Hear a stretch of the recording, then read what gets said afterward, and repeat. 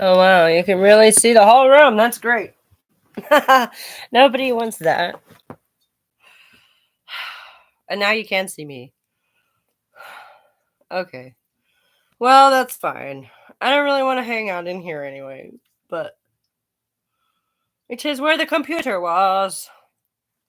Hi, everybody. Oh, how's everybody's Wednesday going? See, my hair is only sort of crazy. It just sort of is that way. How's everybody's Wednesday doing? Pretty good, I hope. I hope everybody enjoyed that video. I felt like it was a little bit of more of a return to form for yours truly. You know, it's been a heck of a winter. It's been a heck of a month. We truly were snowbound for 2 solid weeks. So everybody was home, and it's not a large house. So, you know, the time and the space to do any of this stuff really was very pinched for a while. But this one was better. I feel like this one was better. Oh, and the table's a mess again. Of course it is. Everything is a mess. Everything is always such a mess. There, can you see me now? Forget, can you hear me now? Can you see me now? These dogs want to go outside so bad. No, not right now. Y'all just went out a little while ago. So, I don't know. I guess I'm just kind of waiting for everybody to show up. Where is everybody? Oh my gosh. Why aren't y'all punctual? I don't know. I used to be regularly like several minutes late to these just because apparently I'm bad about that kind of stuff. Now. Oh, it's a nightmare. I need to wash it and blow dry it, and that's the only way to really get it to look decent. And I'm just, what up, Philological? How you doing? Thank you for coming along and finally giving me something to do besides fiddle with my hair. What up, Susie? Thank you. Oh, thank you. We could really use it around here, as I'm sure you can guess. Wintertime. And like the forecast for this week is good, which is bad because Groundhog Day and all of that. Oh, also, I had a question about women's lives in Victorian times. Ooh, do tell. What's that? We'll see if I can field it for you.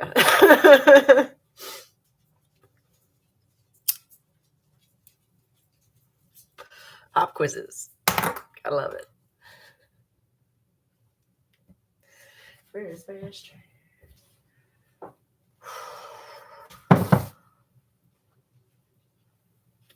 Actually, I am dressed for outdoors. Excuse me.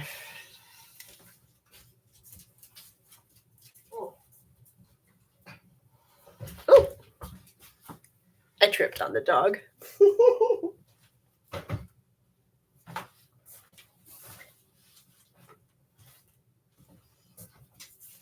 I don't think it's ever go where you want them to.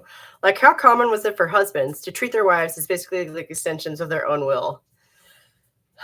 Where, like, if the husband wanted to move, but the woman wanted to stay, her wishes weren't even. Well, it's hard to say because that was on a person by person basis. You know, it was like, you might get lucky enough to be married to a man who sees you as a human being and like takes your wishes into consideration and stuff, or not. And it's kind of like these days where they sort of just feel the prerogative to, like, if shit's not going their way, you might all of a sudden find you thought you had one when you really had the other. It came up in a show I started watching and I got curious. Which show? I feel like we talked about this before, the show you were watching. Because, like, you know, there's no law that says he has to, like, treat her like garbage. Miss Fryman's War. Oh, okay. We were talking about some show. I don't know. We talk about a lot of things. And you still can't see me. This is ridiculous. The light's on in here and you still can't see me.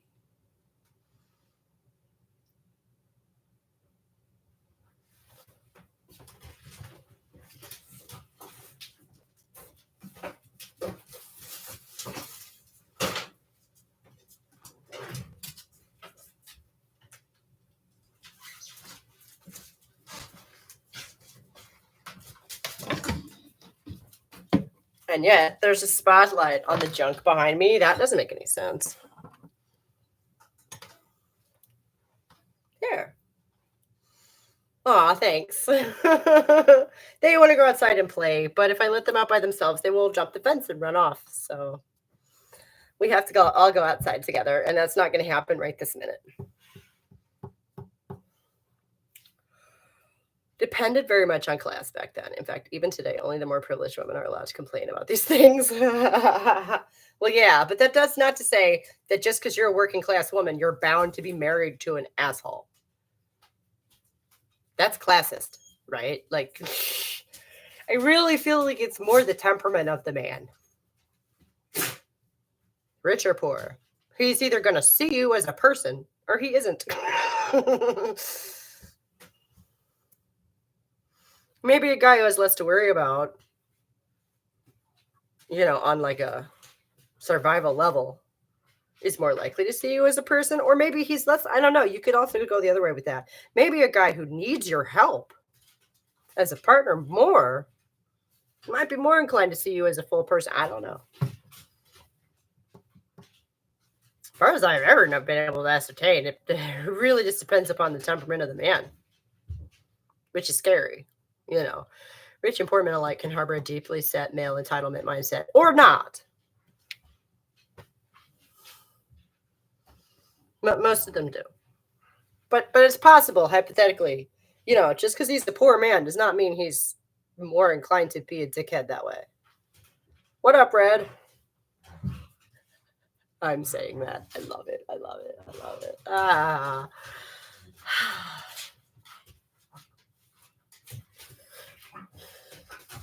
Sorry. How rude of me. But yeah, so like, that was the problem though, was that it's, it's still very, the success of a marriage is still very dependent upon the temperaments of the two people involved, right? That's just, I don't think there's any way around that. That back then the issue was that, as a woman, you had very little legal recourse. Was that he could, if the spirit moved him, treat you like dirt, and there wasn't anything you could do about it, was the issue. And that wasn't always true. I've heard of cases of women being granted a divorce because their husband was impotent. So, the success of our marriage is just me agreeing with you. And I'm supposed to say, yes, you're right. You've got it. That's right. Like, oh my God. Whatever. I don't know. Banter.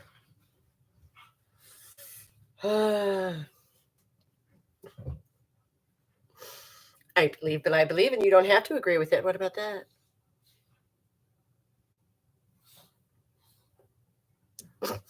We could agree to disagree. My God. What's the world coming to? Oh, compromise. Oh, no.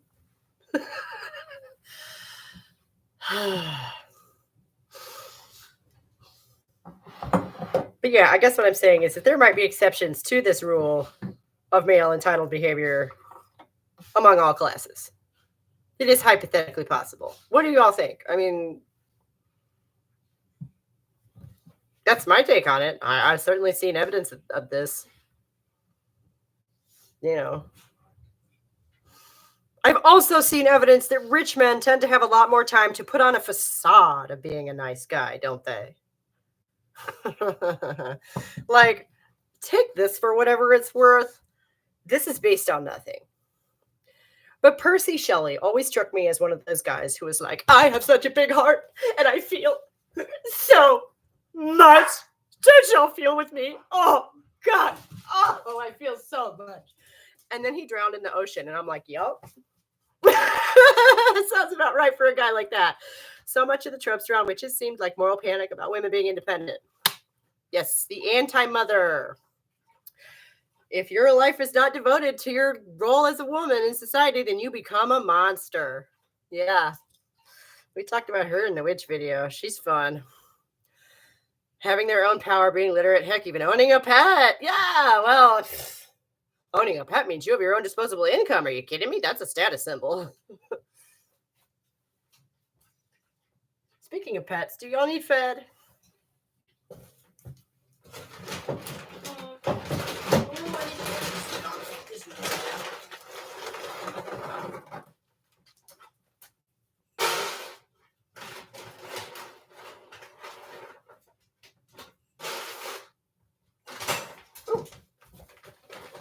Or honey, if you're watching, possibly sooner. It's gonna be so lit. Wait. I can't wait till I can get a cat later. It's gonna be so lit. Y'all have no idea. No, I don't. Are you gonna like build one of those awesome epic cat houses that like goes up on the wall and shit? I always wanted to do that. You know, if I had no one else and just cats, my home would be like giant cat thing, just so I could like sit and watch them like climb on it and shit. Who needs TV, right?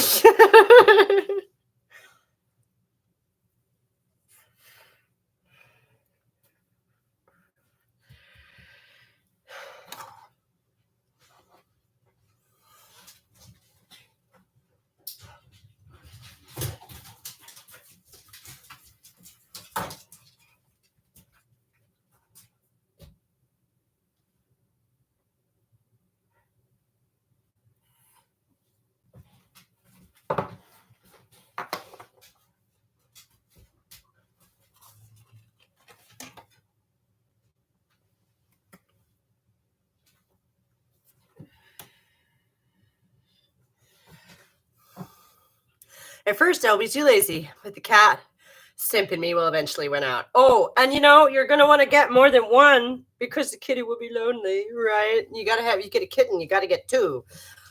So they have someone to play with. Like, oh my God, it's like what they say about kids. You're not really a parent until you have more than one. It's the same with cats. You're not really a cat owner until you have two kittens in the house at the same time. You want to talk about lit. Ooh, you won't even have to do anything. But cover your ankles. $9.95. I know. It's actually been sort of a frustrating week. We've kind of teetered back and forth. $9.95, $9.97, $9.95. It's sweating bullets over here. Oh yeah, I wouldn't leave a cat alone all day. Oh no, they love that. Most cats are fine with that. They'll leave you alone all day. Until 12:30, 1 o'clock at night when they want to play. Because they're nocturnal. Don't forget that. I've lost 200 pounds in the last few months. Lost 200. Oh, subscribers. That makes more sense. I was supposed to say, girl, you don't weigh 200 pounds. Like, what? Like, I'm sorry. It's been a long month. I'm sorry. Why? Like, don't take this the wrong way. Your stuff hasn't really like turned a sharp corner. They're actually crepuscular. Ooh, what does that mean? Is it like something instead of nocturnal? I'd be minus 100 if I like. Right. Like, you don't even weigh 200 pounds. I was like, wait, what? Like, is this a joke?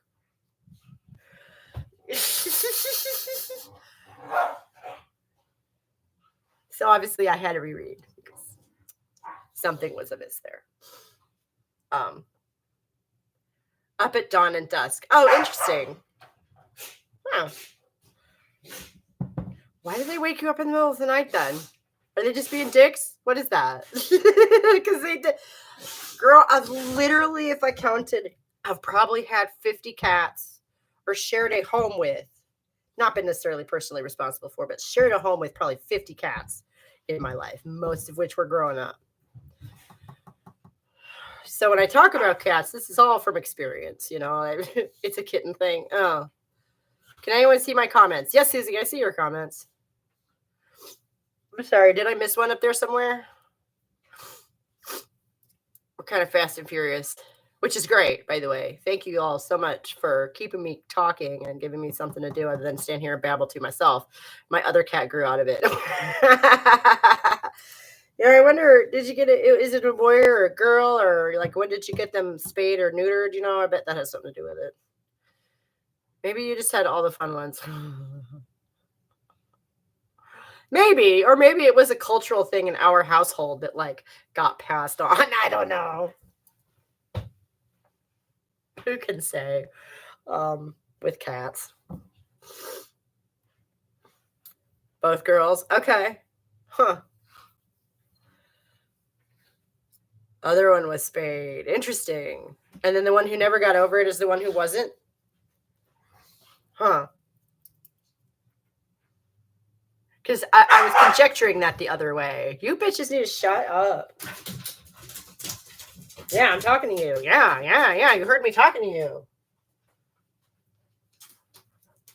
They know I'm talking to them. I don't call anyone else that, obviously. This one is still, we just have one cat. This one is still new. Oh, 6 months. So cute.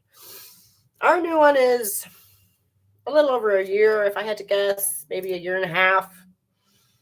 He's starting to fill out and turn into the, yeah, I'm a dick kind of young cat like phase, which is hilarious because the dogs put him through his paces.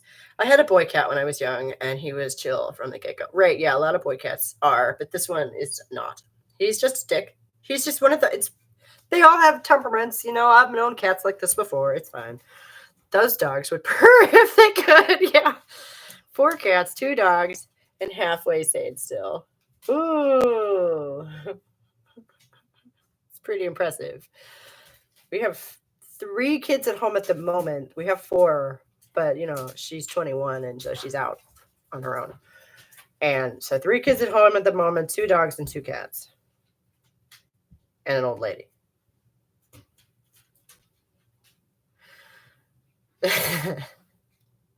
Not me. An old lady who's not me. Thank goodness.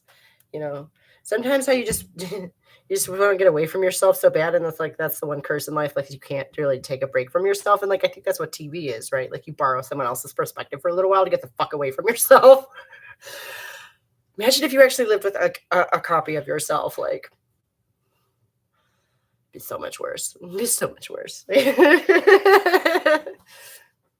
I knew a lady who had 4 Rottweilers and 6 cats and a bird. Well, she was crazy before that happened because you'd be crazy to do that. 4 Rottweilers? What? I hope she had a really big yard.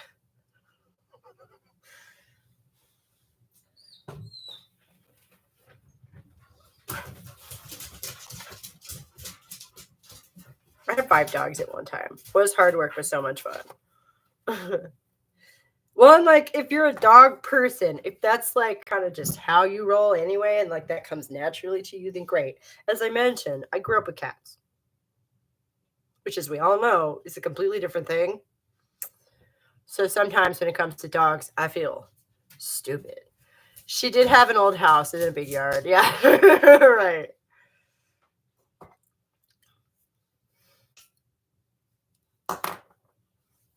Because of course she did.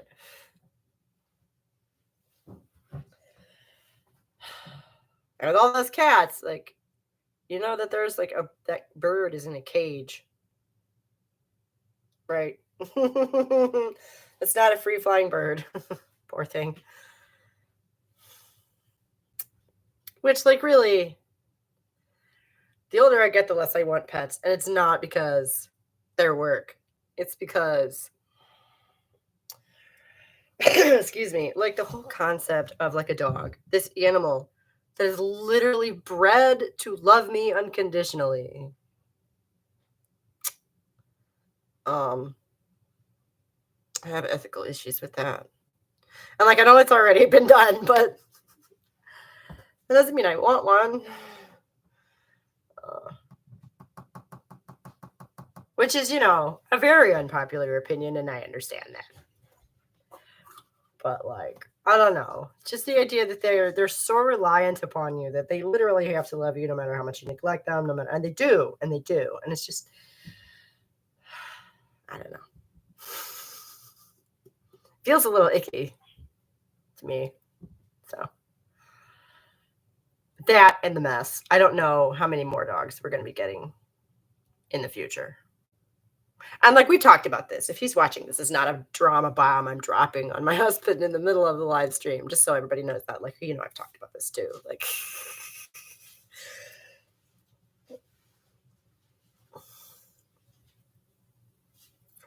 where I live, dogs are somewhat a necessity for a single woman. Anybody really? Not 100% safe here in the Bahamas. Paradise comes with a price. You could get a toad or a crow. I could.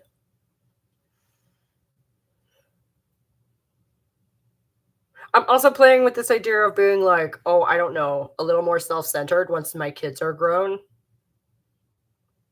And like not spending every day caring for something besides myself. It's a wild thought, I know.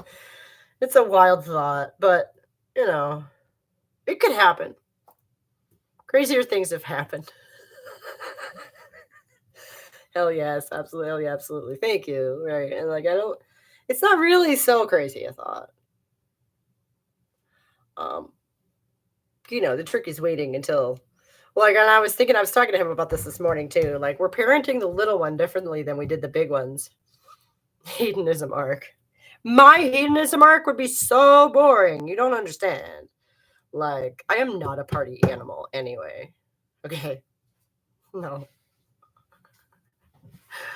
And I never was. Like, I was old as a young person. I tried going to parties a few times and I did not enjoy them. Like, I tried doing young people things. And for the most part, I did not enjoy them. Like, I went to clubs and like, it's loud in here. Like, no. Boy, howdy. Is there a story? No, we are a heavily blended family is what we like to say, because they were a blended family anyway.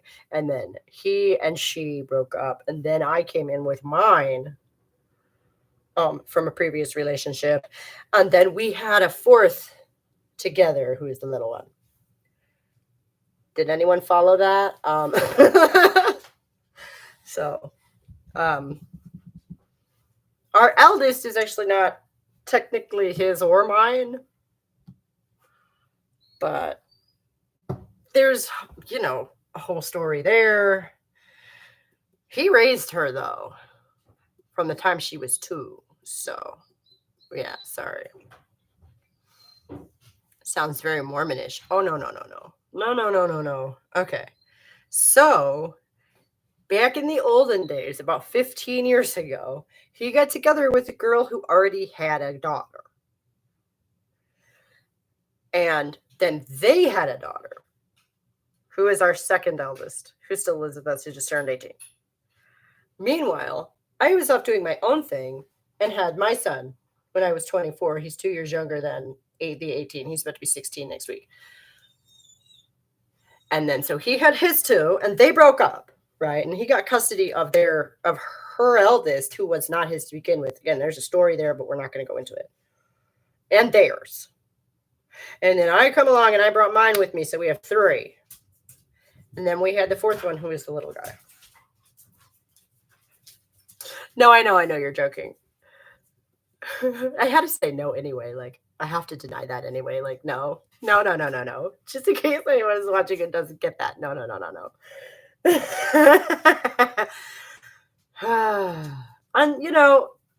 that was actually, just going to bring it back to the video for a second. One of the things about, her name is Manisha, by the way, not Misha. I misremembered that. I didn't bother to look that up until this morning. I'm sorry. There was a quick turnaround time on that. Her video only came up 2 days ago. Happily blended family, whatever the case may be. Yeah, right. Like, we make it work. We work really hard on unit cohesion and morale and stuff, like. And we got together when they were young enough that in a lot of ways they've grown up together. That helps. So they feel like siblings to one another. And they can, sit around and laugh about, remember that time, blah, blah, blah, which is great. And these 2, they met when they were in elementary school. So, yeah, it's been a trip together. But, yeah, that was the thing about Manisha's video that really tripped me up. And I was like, okay, yeah, I can do this one. There's something here. Is that she's like sneaking in the religious messages without actually saying them, which is devious and underhanded. And so I wanted to point that out. I feel like I didn't overtly say that in my video, ironically. Like complementarianism, we all know this is a Christian argument, right? This is a religious idea, right? We all know that, I hope. Complementarianism is, because God said, right? Man plus woman because God said so. Is the video by baggage claim? Yes. And I refer to her as Misha. Her name is Manisha, which I did not get around to looking that up until this morning. I'm sorry. This is her latest video that just came up a couple of days ago when I was trolling through YouTube looking for something to respond to. And I went, thank you. Manna from heaven. It was perfect. A lot of the times the trad Christians try to make arguments on secular grounds, but you can still tell. Exactly, because they fall apart. Rationally, it doesn't work. And that's what I tried. That's what I did. I stepped through the argument logically. And she does make a pretty strong argument for like a nuclear cohesive family unit when raising children, but not straight marriage, which amused me. I thought that was pretty funny because that's obviously what she wants. That's what she's going for. That's what she's talking about. That's what she's gunning for. That's what she's trying to argue for. It's complementarianism. She uses that word complementary several times, which is obviously a tell, right? Like, and then, yeah, right at the end of the video, she says something about creating eternally loved children. And I'm like, eternally loved children? I thought we were talking about raising productive members of society here. Eternally loved by whom? Is the obvious question. And like, Jesus, of course, God, whoever, pick your poison there. Who the hell can do anything for eternity? Complementary is like the biggest red flag. Thank you. And we all know that complementarianism is a religious idea. I realized that I did not say that overtly in the video. I should have maybe done that. But yeah, complementarianism is a religious idea. She's arguing for a religious idea without actually using any religious language. It's a euphemism for, yeah, essentially. It's a fancy roundabout way of saying, yeah. It always comes off as so as I think some of them actually believe this garbage. I think that's how they rationalize that shit to themselves. Whether or not you're talking nonsense, you're still talking nonsense. Like, it's still garbage. I don't care whether they believe it or not. I understand the criticism of how women are being portrayed in certain movies and media right now. If nothing else, it's ruining the hero and heroine story arc, if not making women completely unlikable. Well, because they're not women. Yeah, I don't talk about a lot of that stuff because I stopped watching most movies a long time, like years ago. It's literally been years. And like, I've been meaning to watch Barbie because somebody said she wanted to talk with me about it. I need to get back to that. But like, I literally we went to see Everything Everywhere All at Once. And that was the first time I've been to a movie theater, not just because of the pandemic, but like for like 5 or 6 years. Like, it had been a while. And having nothing to relate to in the cinema is nothing new for me, but it's usually men saying to women, yo, wouldn't you like to make yourself totally independent, totally dependent on me only for your benefit? Because due to complementarity, this power dynamic is actually totally equal. Right. Yeah, it's that. And then, okay. I'm going to get a little bit controversial here. Okay. I don't think... Okay. I'm trying to figure out if I should state the thesis first or if I should walk you to it. Barbie has a Tim playing one of the Barbies, right? Yeah. See, I do a little bit in one of my videos. And that was the one that inspired somebody to say, well, gosh, after watching his, like the guy was responding to his criticism of it, I want to watch this movie because it was a really well done video, but like he makes various points about feminism that are completely misguided. And I was like, yep, no, here we go again. So I do talk about that. I think I put her in the thumbnail. Yeah, I totally put Barbie in the thumbnail of the video where I talk about Barbie. because that would have been stupid not to, right? Duh. Uh, but so internalized misogyny, I don't think that's just cultural. I think like you remember what I was saying about how no matter how you treat the dog, the thing is bred to love you no matter what. Um, yeah. So, and we've kind of touched on this on the channel before.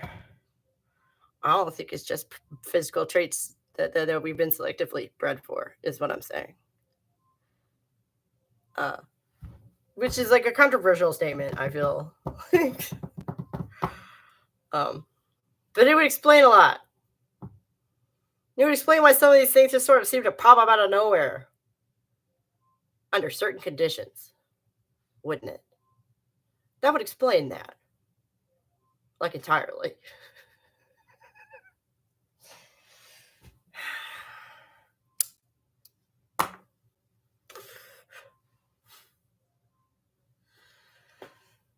And yeah, I didn't notice the Tim and Barbie until he opened his mouth, and I was like, "Oh, I heard about him. There he is. There he is."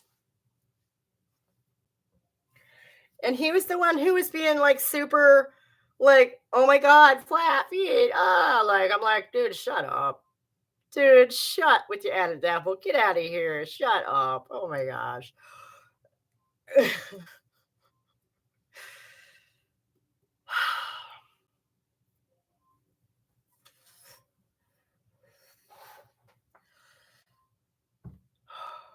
What did y'all go search for the Barbie video or something? Where'd everybody go? Are my controversial opinions driving people away? It was inevitable. That's okay. What we're doing is, build an organic community here, which is a slow burn.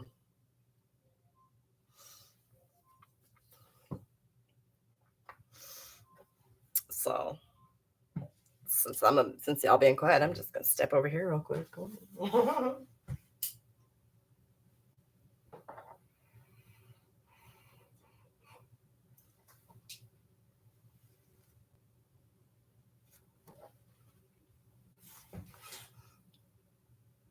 Missed the meaning of the dog comment. Well, I was saying earlier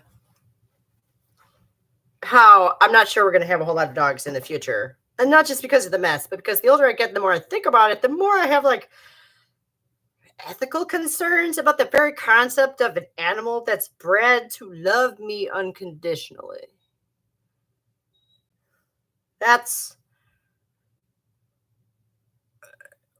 I have issues with that very concept. So, like, I just said, and that's an unpopular opinion, I know. But it is what it is.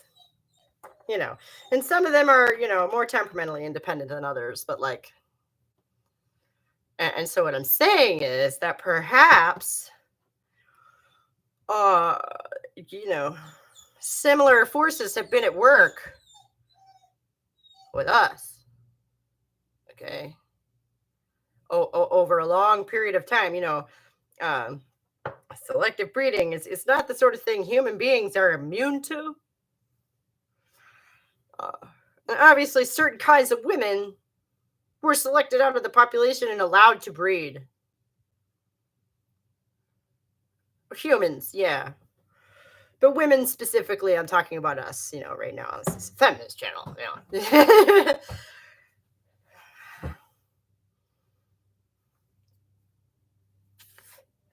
Yeah, women were like a captive population in a lot of places for a long time.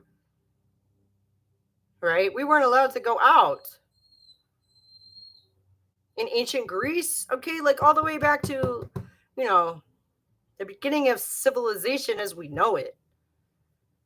We were kept at home, like kept at home. So, yeah, I don't know. It's a lot easier to control the selective breeding of a captive population. That's all I'm saying. This is just, what do you call that? Animal husbandry. This is just farming tactics, strategy. This is just herd strategy.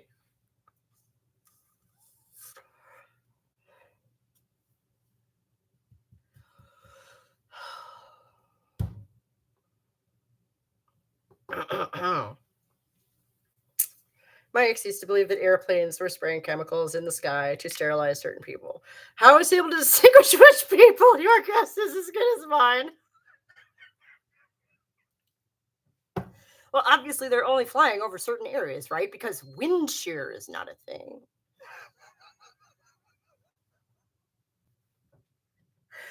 Oh, wow. Wow. Obviously, that's not what I'm talking about. I'm actually just I'm just looking at the facts, and they don't look good.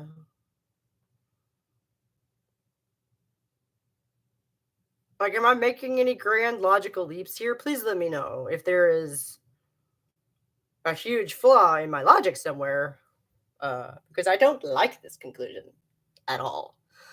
Some folks have bizarre conspiracy theories that COVID was targeting specific ethnicities. Now, some ethnicities may have been more susceptible to it. I do not know if that was a targeted thing. I don't know if you could do that. And one specific kind of Jew, even though this other kind got hit pretty bad by COVID. Oh, wow. He also believed the world was ending in 2012. I think we're still here. I saw the wildest one the other day that we are now living in either a simulation or an alternate universe because the world did end in 2012. But your soul or whatever automatically shifts to the next universe where you're alive. Which is why everything has been weird. And I'm like, you know what? Hey, at least that accounts for everything. Like, that theory at least does account for just about everything. I'm not a proponent of this idea, but I thought it was pretty funny. Some people really will just literally believe anything, won't they? Yeah. Well, like I say, that one does account for most things. And I think to a lot of people, that's your line.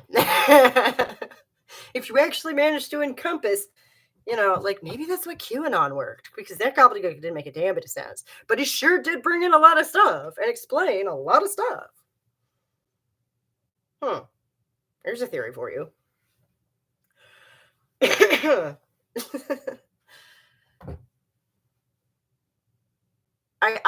don't know that, I stay away from all the COVID stuff. All of it at this point. Except for, apparently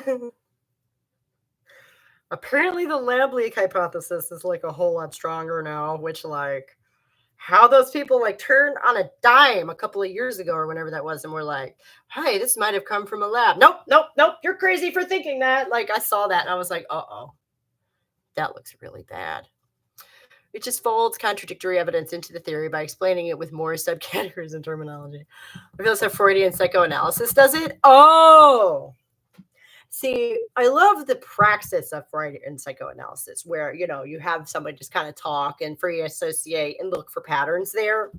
But yeah, it's the theory behind it where then he tries to like explain what these patterns mean.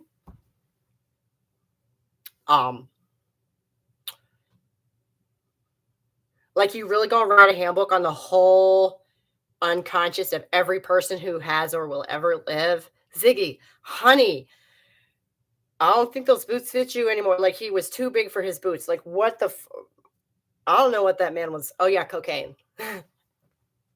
Cocaine's a crazy drug. Wow. And yeah, Zara's culture folding contradictory evidence with blah. Yeah, that's how they all work. A lot of these sort of pseudoscience theories. That's one of the differences between real science and pseudoscience. Is it real science admits it doesn't have an answer for stuff and then goes and finds it. It doesn't be like, oh yeah, that's da-da-da. No. I've gone down some strange rabbit holes online, but the funniest one was a dude filming clouds and saying, do they think they're fooling us with these clouds? This dude was yelling at clouds.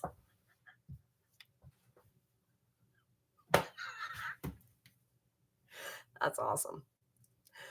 Ziggy, I'm sorry. I have to take some of the pompousness some of the pomp out of people like Freud, because, man, that guy really thought he was it, right? Like, if he had been a religious man, he would have been a prophet. Like, he really, really thought that he was it. And you need look no further than his explanation to, like, mystical and religious experience as being infantile. It's like, really? Really? Like, not only was he that big on himself, he apparently took things he could not explain as, like, an insult to his intellect. Like, how dare the world not adhere to my idea of it? Like, good grief. Jordan Peterson is one of those types today, pretty much thinks, yeah. Yeah. And the thing that scares me, actually, now you bring that up about Jordan Peterson, is he is a religious type. So that could go awry pretty badly, pretty quickly, right? If he decided to pull the trigger on that one, please don't. JP, don't do that. Don't do that.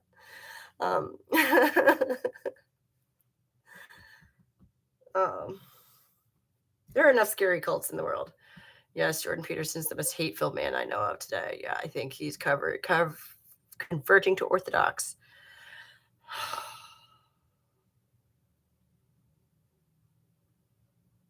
So that's funny, because I know his thing about Russia, people have called him a communist, which is also funny. Because, like, what exactly about that man is communist, about anything that he does, besides going to Russia?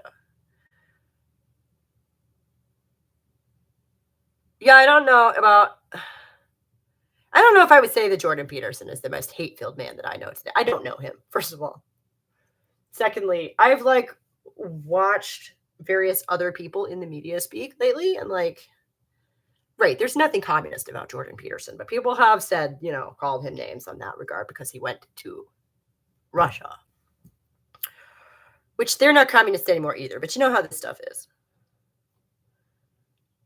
I quite like JBP for some of his ideas. I don't find him hateful, annoying, and egotistical at times.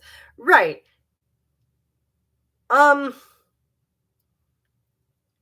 Let's see. What was it? His philosophy is decent. His political stuff is nightmarish. Was what I think I saw somebody just make that distinction a while back, and I was like, yeah, that's pretty much what it is. As long as he stays in his wheelhouse, he knows what he's talking about, and then he starts to get into sounds like Kermit the Frog, which doesn't help. See, I don't hear that. I don't hear that. I know a lot of people imitate him that way and say that. I don't hear that.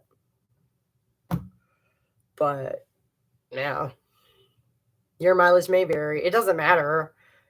He doesn't have a mellifluous voice or anything. It's not an attractive voice, in my opinion. And it doesn't matter because the words that he's making with it are garbage. And he has a massive platform on which to do it. So that's upsetting. It wouldn't matter if he sounded like Christopher Lee. Okay? I mean, then we'd have middle-aged white guy syndrome to contend with it, which thank goodness that man doesn't have a good voice. Eh? Imagine that. Imagine Jordan Peterson with a voice like Christopher Lee. Jesus, he'd be like an evil demagogue by now. Right, no, I know. Russia's not communist anymore. But, like, people say dumb shit, okay? That was the whole point of why I brought that up. Because, obviously, Jordan Peterson is not communist either. But, so he's taking the Russia thing the other way with the Christian Orthodoxy, I guess is what I'm saying. Because, Eastern Orthodoxy is the flavor of the Russian church, right? Am I forgetting something? I'm often told I have a good voice. I need to become the liberal JP. Hey, it matters. And I feel like that's actually one of my weaknesses is I don't have a mellifluous, one of those beautiful voices you could just sit and listen to for hours and hours. I don't feel I have one of those. Excuse me. China isn't communist anymore either. They're even more capitalist than Russia now. Well, I'm not going to sit here and argue about communism, but I have been told that it's never really been tried. So, that argument nowhere is really communist. I don't know. But if they're dealing with us in any significant fashion, they're certainly part capitalist. At least that's not all we do. Maybe it's just because I'm a Brit, but I like your accent. Oh, thanks. Yes, it's never really been tried. Yeah, so nowhere is really communist. No, and hopefully my voice is not like grating, because obviously then this would not work. But I don't think I have one of those voices where you hear it like just in passing and go, "Oh, who's that?" I don't think it's quite to that level. Uh, you know, maybe with some voice training. I don't know. That's just the funny part is I've had voice training. Like I was many, many moons ago, I was a voice student in college. Communism is the carrot dictators use to get the disenfranchised people in line before using the stick of fascism. Ooh, that's deep. That's deep. I'm gonna have to make some coffee, you guys.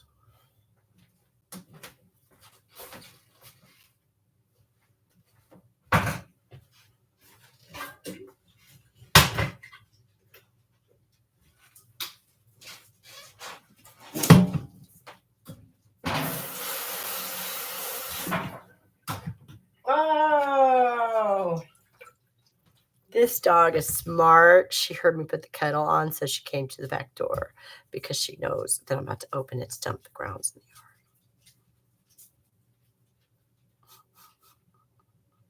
yard. Thank you. Oh, interesting. Did you learn to like radio voice? No. When I say voice, I mean like singing. Yeah. Radio voice would be fun. No, it was singing. So, I am I have not criticized any of Abby Shapiro's singing videos because I'm not an operatically trained singer, but like Art Bell had a good radio voice. I'm trying to remember who that is.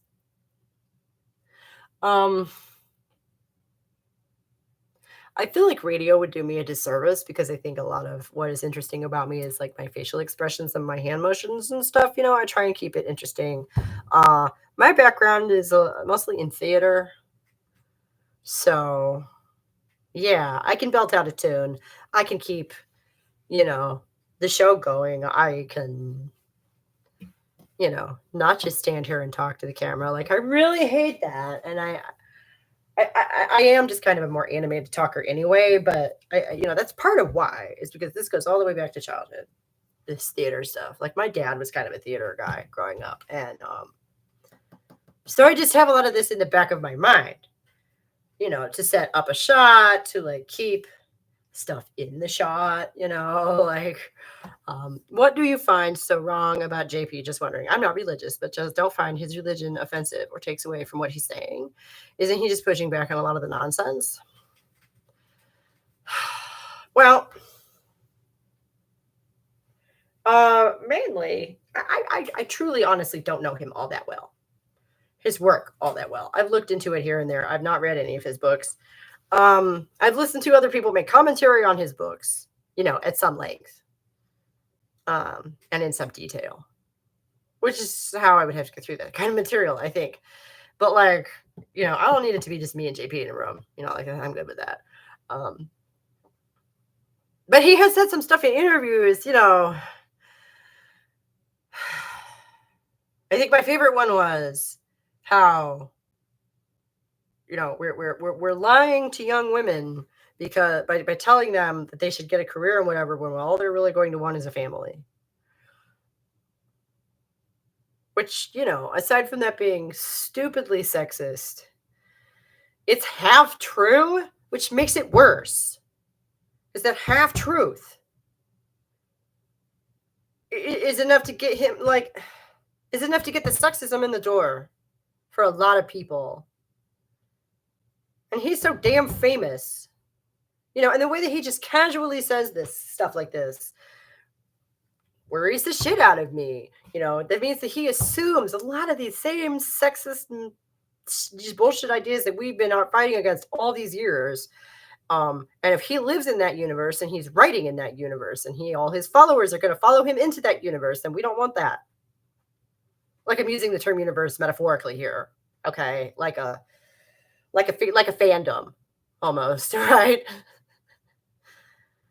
JP has a reactionary demagogue voice. He reminds me of one of my grand uncles who was similar. That's his inflection and like the way he speaks, but like the timbre and the tone of his voice is not the most pleasant. It's sort of high pitched. It's sort of nasally. It's sort of gravely. It's sort of whiny, right? Which, I could be describing myself at times, but frankly, I feel like I have a greater vocal range just in my everyday speech than he does. Maybe again, it's the theater background and all the singing and everything, but like, I don't know. I try to not be monotone. I feel like he's not monotone. I feel like he always kind of delivers things within a couple of different tones. He has like his professorial tone and like his casual tone. And that's pretty much all I've ever heard. And I've noticed that like in my videos, I do tend to kind of slide back and forth kind of quick from like, here I am talking about something important to here I am laughing at somebody being absolutely ridiculous. Because the stuff, how the stuff strikes me, but I'm sorry that didn't work out for you. Yeah, I hear you about that. As someone who regrets not having kids or ever finding a partner, I guess I feel like he's partly right about that. Right. No, he is. He's half right. And feminism is not talking about that at all. That women's fertility, if you do want kids, which like that right there is the end of the sentence. A lot of times in modern feminism, if you do want kids, oh, you're a conservative. Bye-bye. Which is wrong. That's the way to not have any feminists in the future. What are you people, idiots? What? No, we want the kids. What the hell? Oh, hello. Every other group throughout history has known this. Thanks, PB. Still hope there's time for a partner, if not kids. Yeah. And you can adopt. Goodness knows. I'm sure you've heard that before. I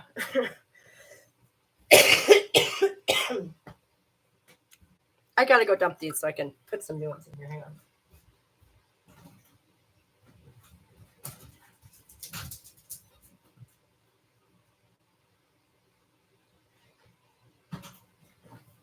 No, you're smart.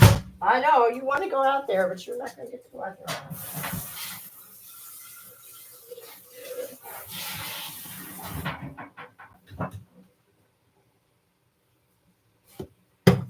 So,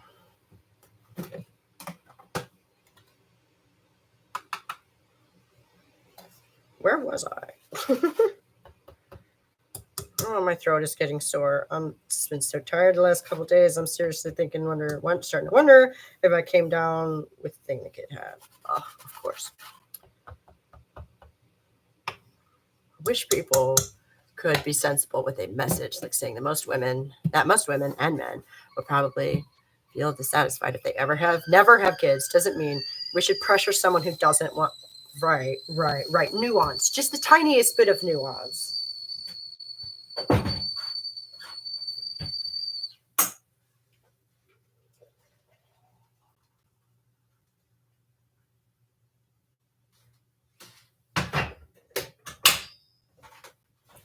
And self-awareness, like perhaps, just perhaps, if you find yourself listening to a message and thinking to yourself, but what about me? Maybe that message is not for you.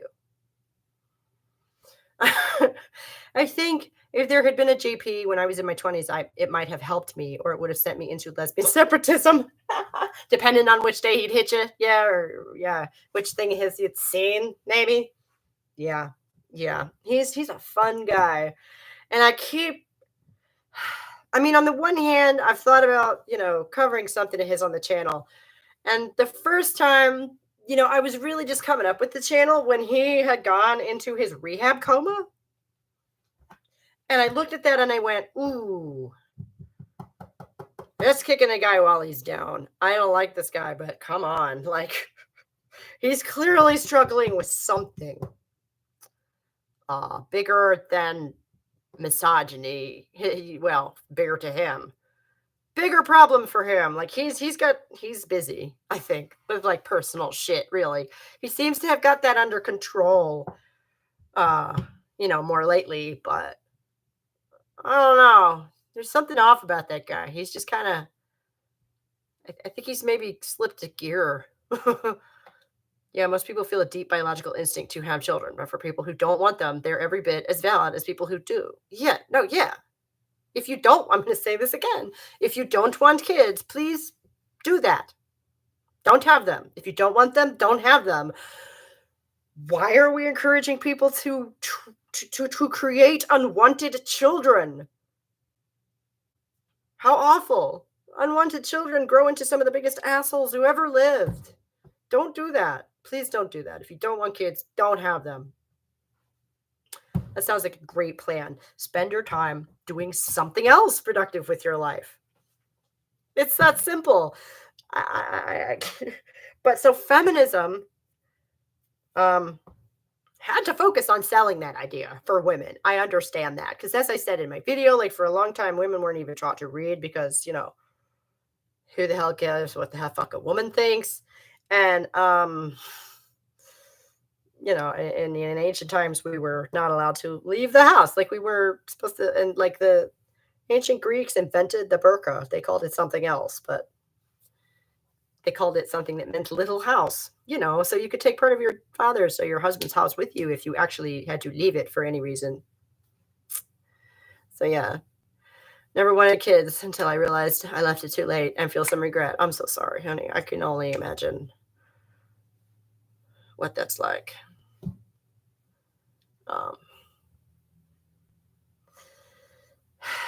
But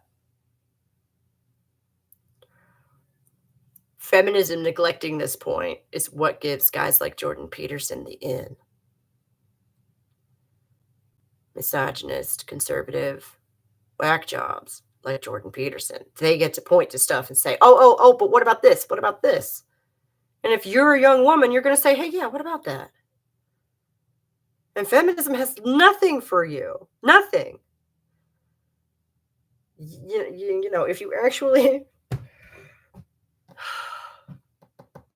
And, it brings me back to the point I was making earlier about genetics. Why on earth would some of these traits be stronger in some women and not others?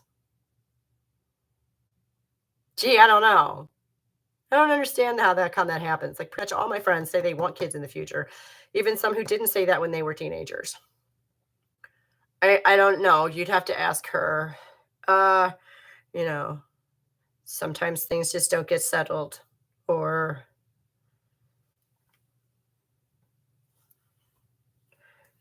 I don't know. Also, infertility is a thing. In this case, I don't know, but Brittany Rue has talked about this problem in the feminist movement in great detail in her videos. That's good. That's good. I'm glad somebody's talking about it. I should watch more of her videos. And this is nothing against her. I find her very... When I say I can only take her in small doses, this is not a judgment against her. This is simply me. She is like a very bright light bulb. And I can only look at her for a couple of minutes at a stretch. Which is a me problem, not a her problem. And I want to understand that. I love her. She's great. And I'm glad that she's saying and doing all the stuff that she's saying and doing. I should watch more of her videos. They're blinding, though. Like, the light is blinding. She's so bright. Oh, my goodness. I think the message I received was, don't get trapped in marriage and kids, which is why I think JP is helping some women not make my mistake. Right. And, for some women, that is a mistake. Okay. And I acknowledge that. And I'm so sorry. I do sympathize with the idea of your life not going the way you hoped it would. Or all of a sudden realizing, wait. Oh, shit. No, I was wrong about something important. I do understand that. She's a blazing, powerful, bright force, a force of nature. Yeah, right. And I just can only be in her presence for, I don't know. Plus, I have a shit ton going on right now.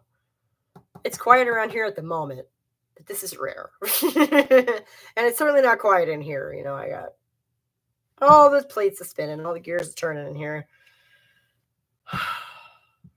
I am probably not going to look at the book this afternoon. It's been a month. I have been staring down the same scene for a month. Because I need a certain amount of privacy to do it. I need a certain level of concentration. I just can't get when I'm getting interrupted every 20 minutes. It just doesn't work. Or if I do get anything written, it ends up being really bad. We need more warrior women like her to speak out about the nonsense that keeps going on. Yes, yes, yes. I am over here in my little quiet nerd corner, kind of doing my quiet little nerd thing and occasionally getting angry enough, I feel like she and I are very different flavors of the same thing. Correct me if I'm wrong. Which, is probably good. We want the movement to be broad, right? With many different, areas of entree.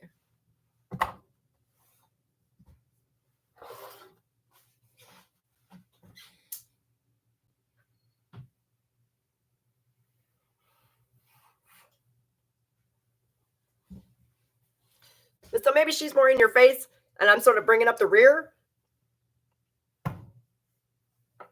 Maybe it's kind of how I think of it.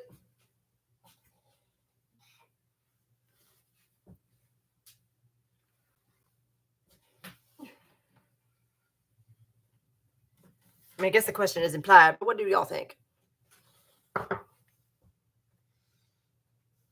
Quick now, compare me to this other person. Compare women. Do it now. I'm sorry. That was terrible. Oh my gosh. Speaking of comparing women, though, I had to laugh because the picture, and I couldn't find it. They changed what's at the top of that Time article about Lena Dunham and her abortion. But I could not help but laugh in that picture.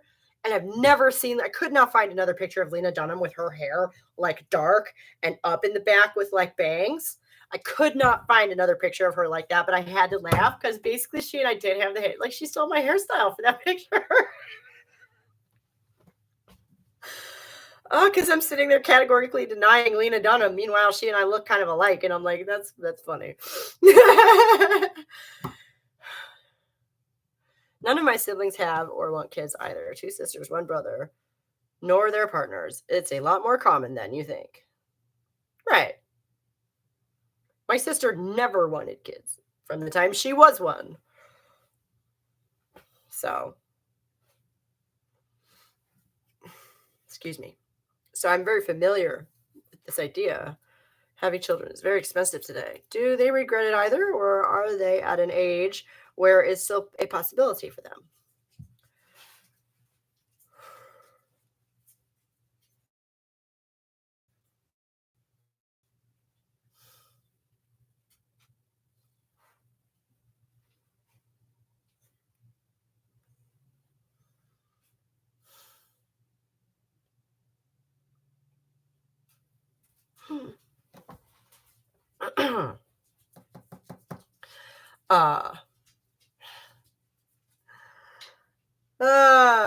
Less chatty this week. I'm sorry.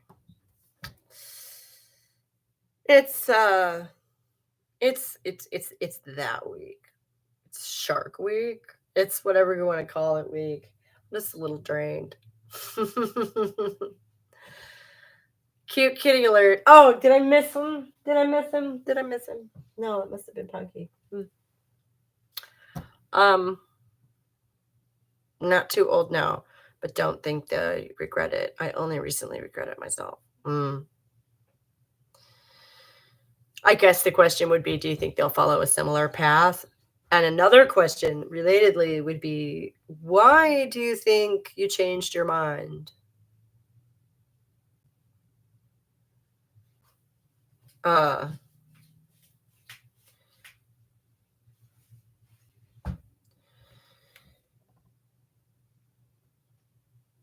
Because it wasn't just ambivalence and you didn't care, so you weren't aiming for it. It was that you specifically did not want children. Brittany is East Coast outspokenness, your mid-American stability. Both are important. Both are callid. Thanks. It's been a long time since anyone's calidated me. I feel so calidated. Thank you.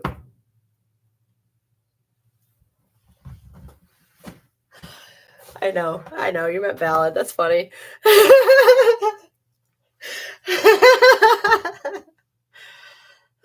Sometimes typos are fun. Thank you. Yeah. It's funny because she's from Philadelphia. Oh, I'm from Cleveland. I don't think of them as being that far apart. But I mean, yeah, definitely Midwest. Definitely Midwest. I ran across a girl not too long ago who I guess she's in Chicago. And I was like, yep, that explains a lot of it. Like, like I just kind of got her vibe and I was like, yep, Chicago. That explains that. Because I'm also like, I'm half from Indiana. Like I grew up there till I was 13. And like half my family still lives in Indiana. So I live in Washington State. Right. Yeah. I gotta say, I have been out there briefly. This is a big fucking country. And like for all and any and all of you Brits out there, I do not believe y'all understand just how fucking huge this place is. It is the entire continent of Europe times like 3. It is fucking huge. And I rode across it on a Greyhound bus. So, well, from Indiana to Spokane, Washington. So, because, fuck New England, I guess. I don't know. I've actually never spent much time in New England. Does New York count as New England? Because I've been there. Yes, Britain is so much more compact. No, yeah. No, I know. Wow, that must have been it was 2 days nonstop.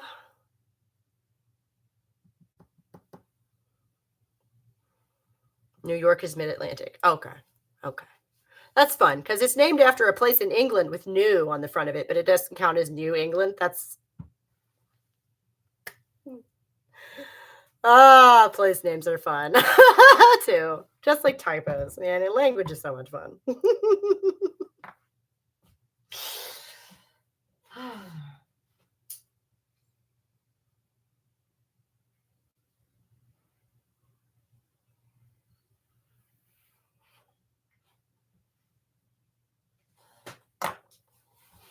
I love the USA. Appreciate it.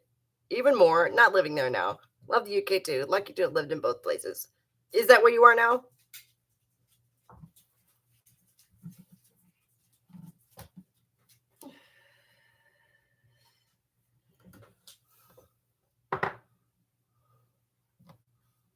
Perhaps listening to other messages like JP and being without a partner for the first time in my life and getting older. Okay, like just a perspective shift. More of all three, mix of all three, perhaps. Not sure why. I was so convinced it was wrong for me. Oh, see, that is really the kicker, right? When you realize that you've had these beliefs about important stuff and you hadn't really looked at them. Again, I feel that. We're getting hit by a storm with its tail reaching Hawaii. Holy shit. See, the first part is something I wonder. How much of this stuff is a self-fulfilling prophecy? Right. And what was the first part?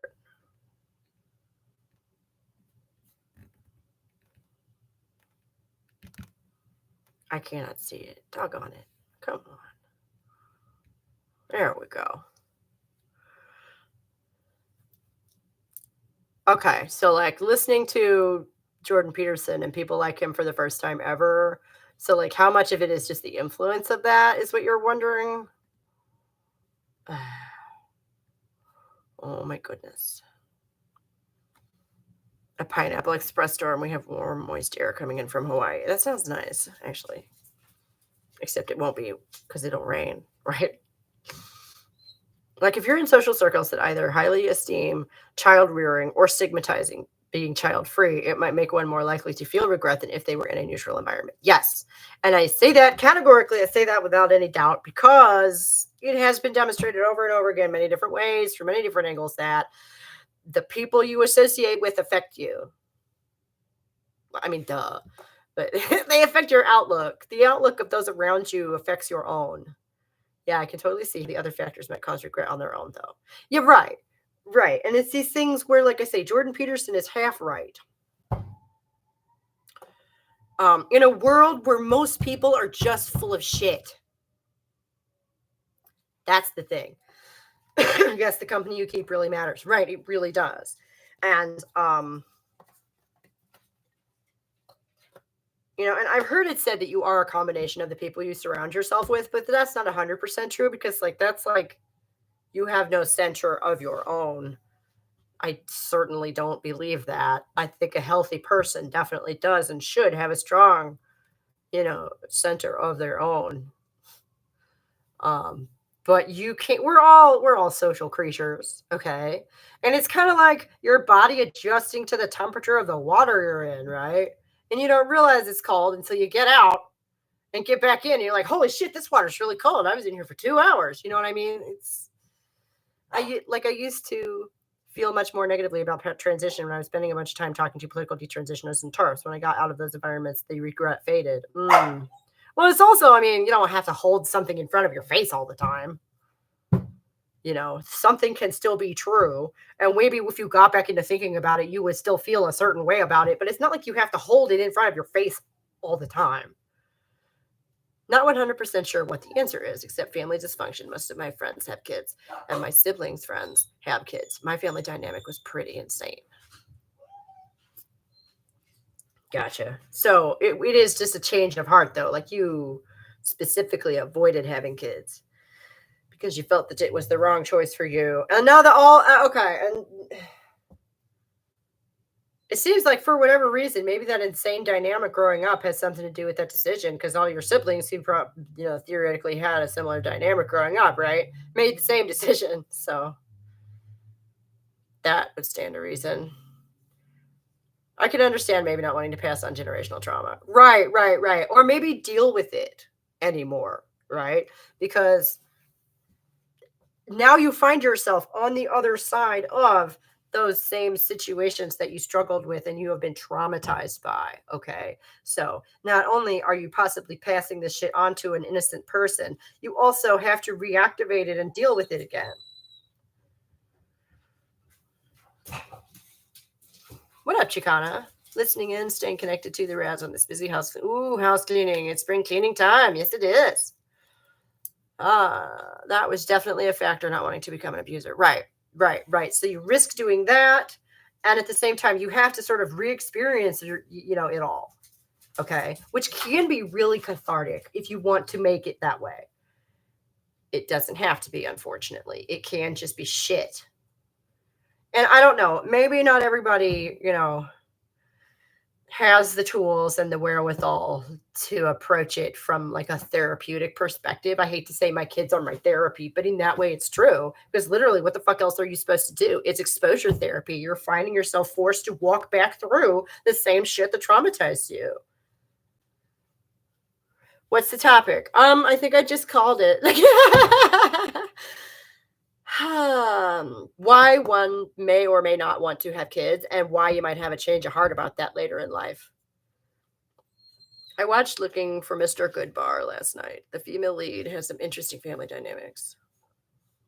I don't know that I've heard of that movie. What's that about?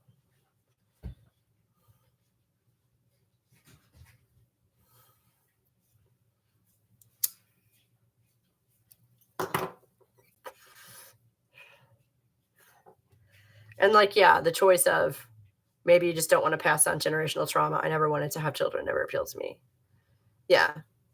And some people feel that way, which is fine. I've never gotten a good answer to this question, and I don't expect to.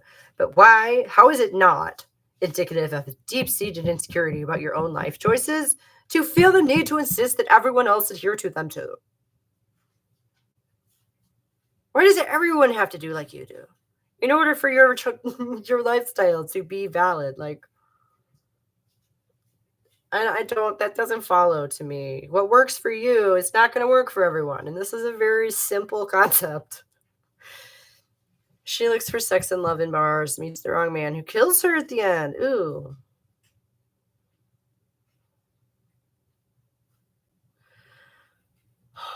And that character had interesting family dynamics, huh? You don't say. Is her dad abusive?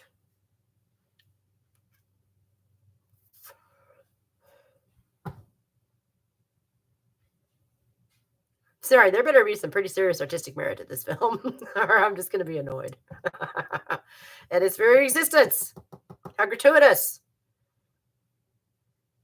We all know that shit happens.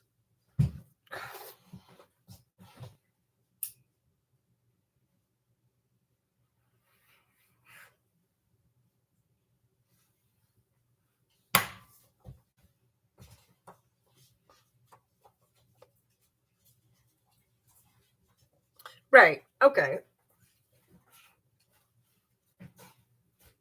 And that's a great distinction to make.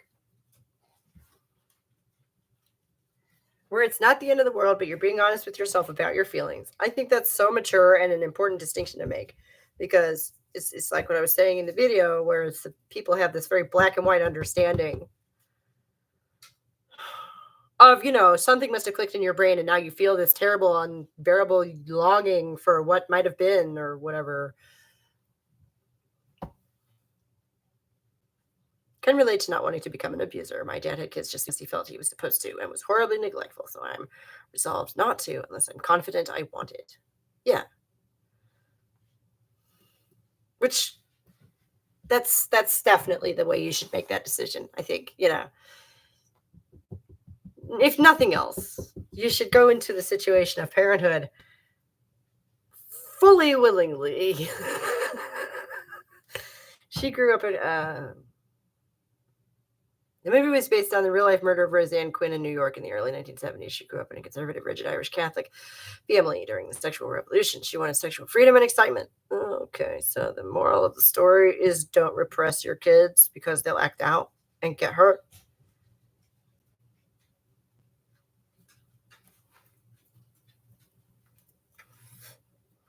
Which, I don't disagree with that. Now I'm going to pour some coffee. Hang on. Where's my mug? Where's my mug? I asked like you know. Oh my God. Speaking of it being that week, look what that man brought me last night.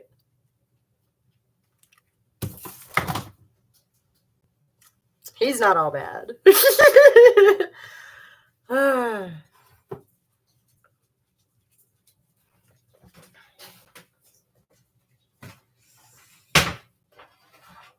Oh, there was something funny he did. Oh, yeah, right. That's right. I give my girlfriend treats like that too. It's just being thoughtful, right? He could have brought me flowers. He likes to bring flowers, but flowers are no good for period stuff, are they? I always had it in my head that I'd rather not have kids than put the trauma and abuse on them I had. I should have worked through it, I suppose, but not everyone should have kids. Perhaps it's kinder. Right. And maybe that's not what you want to spend your life doing. That's fair enough. Maybe you don't want to spend your, 20 years of your life unpacking the shit that your parents did to you. Maybe you have other more interesting things that you'd like to do. Who the fuck am I to say that you have to do that? It's not my fucking trauma. Maybe you want to put that shit down and walk away from it. That's your prerogative. That's anyone's prerogative to do whatever they want with their trauma shit, I found that I didn't have a whole lot of choice because I was in my mid-20s when I had my oldest son. And when you're in your mid-20s, you're only just the barest dawning of a realization of the shit that's in your head, right? So, like I say, I just kind of found myself, and I did go in wanting to do this. I wanted my son, but I did not anticipate that it would be like this, where I found myself on the opposite end of a lot of these situations that I remembered being so upset about as a kid. Bedtime was one of them that I had forgotten all about. Okay. I had forgotten all about this shit until it came back up, or totally organically in my life. And I was like, oh, whoa, okay. Well, I know what not to do. I'm going to go ahead and continue not doing that. I was already not, And that was a fun realization. And I had to just come to the conclusion that in a lot of ways, my mom and I are just different people, which is nice.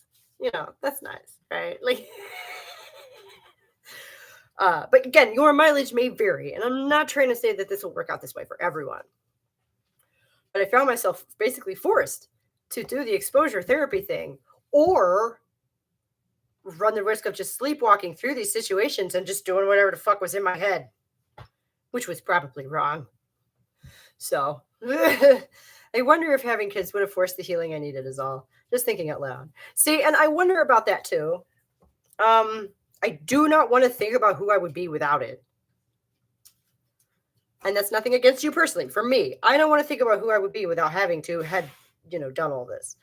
But again, for me, this was possible. My trauma was simply not that bad on the scale of stuff. Okay. Like divorce, emotional abandonment, blah, blah, blah, blah, blah. A little bit of like I was not beaten. I was not raped. I was none of that stuff. Okay. Like real top tier, none of that shit happened to me. And so I was able to walk through these scenarios in an organic way in my life with my kids and sort of rewrite them. I don't know if that's possible for everyone. Like literally, I don't know if that's actually possible for everyone.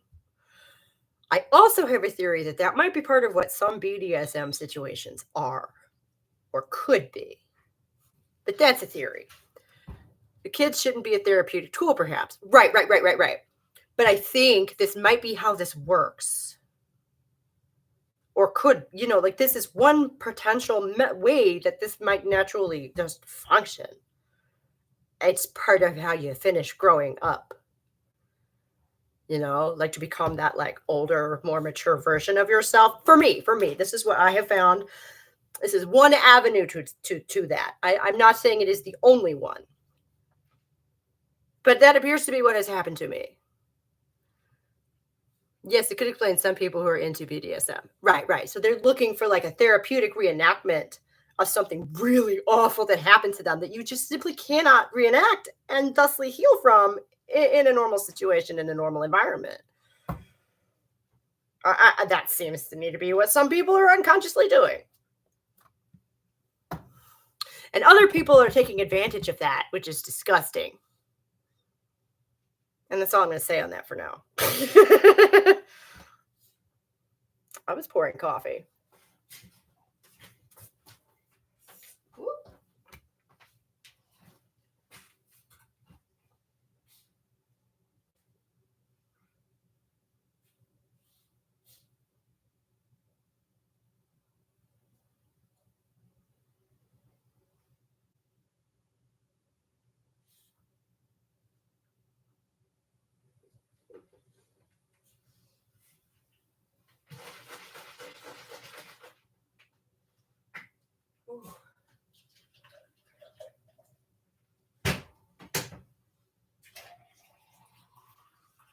Big cup of coffee. Okay. So, everyone has shit from their childhood, right? Not everyone's parents got divorced. Not everyone was, abandoned or blah, blah, blah, blah, blah, moved all over the place. Not everyone, but everyone has something that they could cry about to a therapist, right? And I'm just thinking that maybe nature saw that coming. Like nature accounted for that. I'm just saying, like maybe this is part of how it can work. The road to like maturity, in adulthood. I'm sad to think my father's DNA dies with his generation. He survived the Holocaust only to have no genes to pass on. Yeah. Well, was he an asshole? Because it sounds like maybe he was.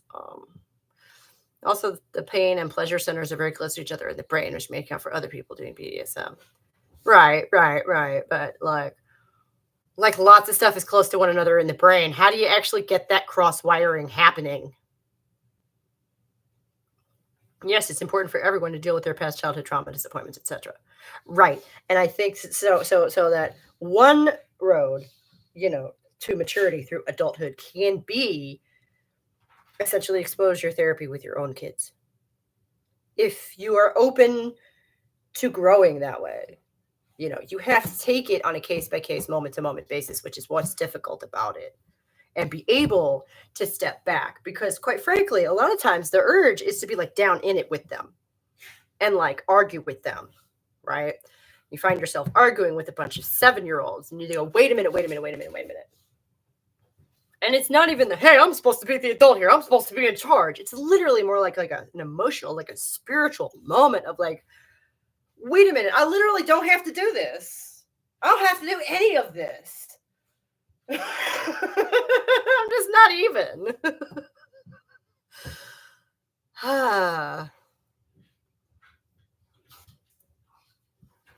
But so I don't know, the simplistic neurologic explanation for me, again, is too simplistic.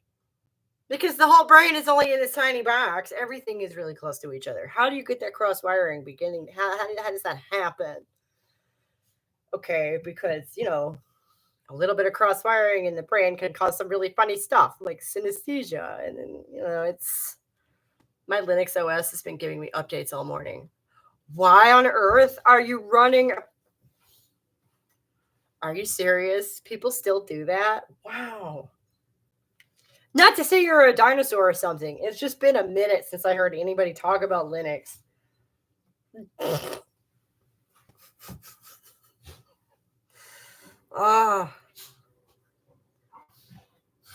Did I mention I was raised by geeks? Yeah. And it is an old OS. It's the oldest, if I'm not mistaken.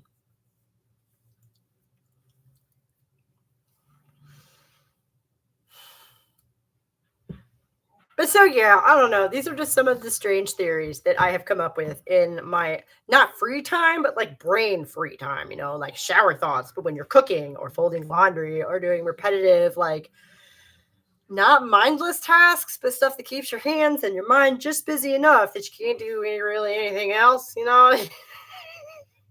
And sometimes your mind gets off on these tracks, and you're like, wait a minute, how the fuck did I end up here? Scott still watches soap operas, so might be running some alt tech. How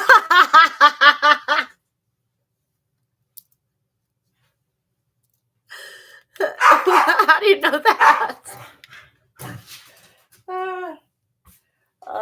You guys know each other? That's funny. I wonder if this wouldn't look better if I turned off that light in the ceiling. It's just glare. Y'all bitches need to shut up. Please. No, I didn't turn the light off because we're going outside. I turned the light off because, and then we have that in the background. That's great. There's not a curtain or anything I can put over that window, so. Linux has been keeping up with the times. My desktop is over 15 years old. It's not able to handle Windows 10 or 11, but it takes Linux. Yep, that checks out. From a slightly twisted female's channel, he says, oh, he's dipping out to watch his soaps.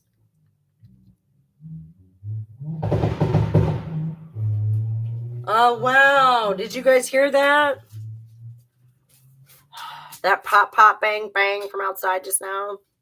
Some prick has been driving up and down our street for like weeks, doing whatever that is with his truck in front of our neighbor's house. I don't know why.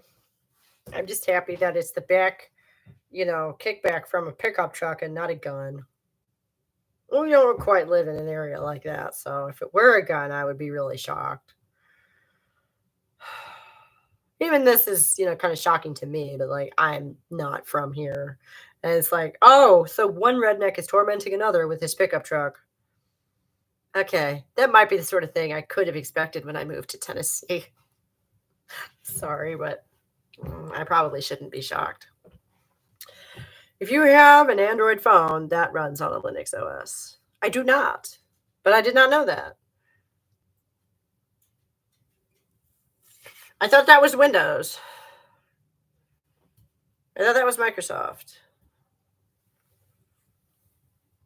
Like, I thought that was also like Microsoft versus Apple, just like the computers are.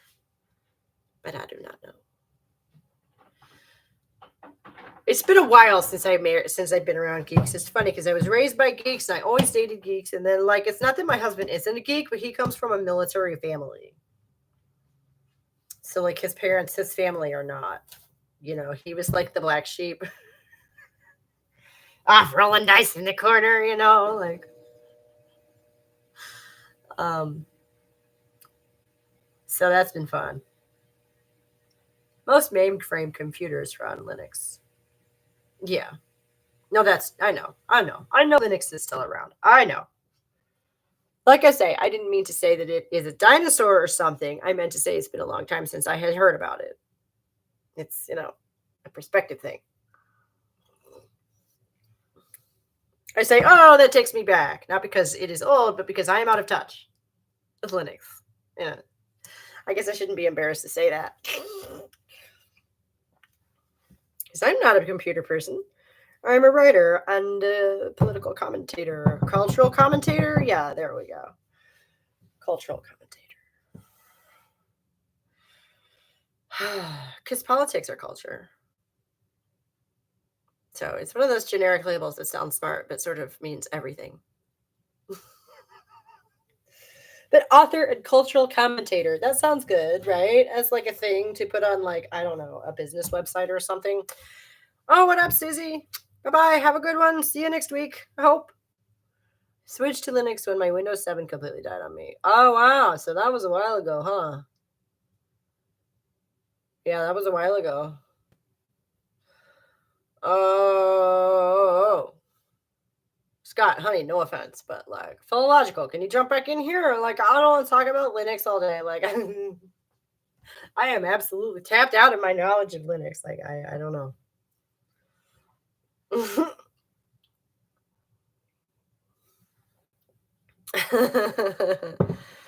Oh, come on. What are you studying for your thesis this week or whatever? You always come up with the most interesting stuff, philological. Well, come on, help me out. Come on. I'm going to stand here and ramble about my conspiracy theories, and I don't want to do that. You have zero idea. No! I'm too thick to use a VPN. Oh. I'm not asking you to talk about Linux and computers. I don't want to talk about that because, no offense to you, Scott, that is literally the limit of my knowledge of Linux, and I am 40 years old. So I think that tells you about my level of interest in such things. Unfortunately, I am the one person in my family who does not know how to code, and I do not want to learn now. You like conspiracy theories? Well, what do you think of any of the stuff I was spitting out earlier, man? Come on, like the stuff, about the genetic predispositions and stuff. Oh, that's one of my favorites. A nice round number. What's a nice round number? Oh, I've actually changed my mind in a big way on medieval literature. What? Isn't that literally the topic of your degree? So, like, wait a minute. Wouldn't that be like a paradigm rocking, like, shift for you? Right, yeah. A genetic okay, but so they can be triggered under certain conditions, right? Think that dating, like those guys, they talk about triggering behavior in women. That's what they talk about. Okay. And I'm just like, there's some basis for this in reality. There's some also, how sometimes, somebody will get into certain situations and sort of become a different, like, take on these personality traits, and you're like, whoa, where the fuck did this shit come from? Maybe they're not just faking it. But now I think it can do some good for the world. Okay, basically, I was thinking medieval literature was useless, just a fun hobby for amateurs. But now I think it can do some good for the world, like any other literature. Yeah. Right on. It just has to be taught in the right way. That is what I had assumed. Yeah. Sure. Of course. Shouldn't you be telling me? Like, you should be convincing me of that, right? Like, what brought this on? And why? You didn't go into doing your PhD as something you thought was just a hobby for amateurs, did you? Yeah, I've often thought also that the knowledge that one could become pregnant might cause one to act differently in certain situations on instinct. Yes. And that shit adds up. I know it's odd, but I genuinely used to tell people that medieval literature, that is odd coming from you. As long as you're aware of that. No, you fully did. Okay. As long as that's what we're talking about. So I'm glad that you've had this positive realization about what you're working on. That's good. That's great.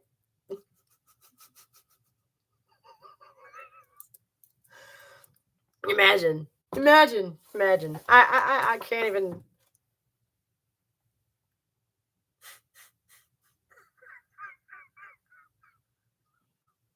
I'm sorry, man. That's kind of a lot. Like, oh, I'm sorry. I keep calling you man. I'm just in a man mood. I would be calling anyone man right now. I call people girl all the time, and I don't necessarily mean anything by that either. I just get in moods.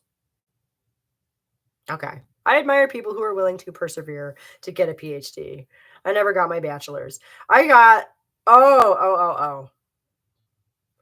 I was so confused as a young person and managed to mess up my own schooling so terribly. I don't even want to go into it because it's a long, fucking boring story. But,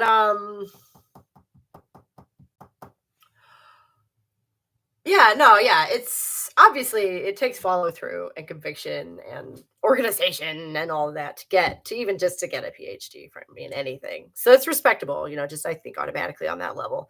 And the thing is, straight afterwards, I'm planning to publish a book, but on trans issues, not the medieval stuff. Well, you'll still be Dr. So and so, right? So that's fun. It's a hell of a feather in the cap, right? You can still use that on your book cover, right? People only do that all the time. Reference a degree that's irrelevant to the subject at hand. People only do that all the time. And I mean, the thing is, you almost can't fault them because it's like, man, again, if you put in the effort to get a fucking PhD in anything, there is a certain level of respectability that comes with that. And if you're trying to sell a book, why in the fuck wouldn't you invoke something you put that much work into? Like, yeah. You wouldn't though? Too pretentious. Okay.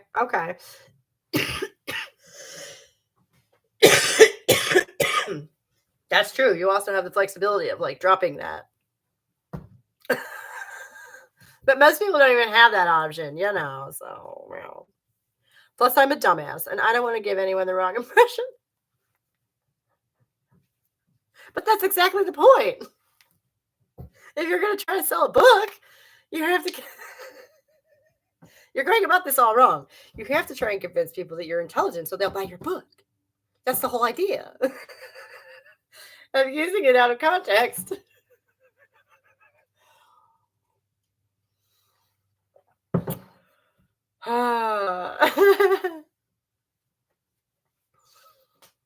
Ooh, we're down to 20 minutes, you guys. Wow.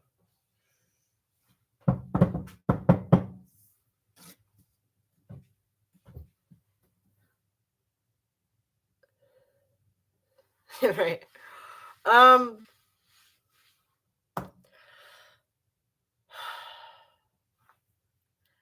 But so yeah, I don't know if I would consider the selective breeding thing like necessarily a conspiracy theory.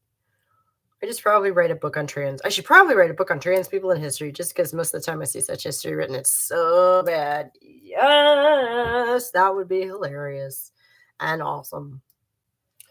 Because what are they going to say? You don't know what you're talking about? I don't know. From what I know of you, I presume you have some controversial opinions on the subject. But I don't know, actually. Like, have you ever seen those claiming Joan of Arc was non-binary? No. I have seen them claim that she was a trans woman, a trans man, whatever. Not a girl. Which that one just comes across as blatantly sexist. It's like, what? Because a girl can't put on pants and lead an army? Jeez. Y'all could not be more obvious with that shit.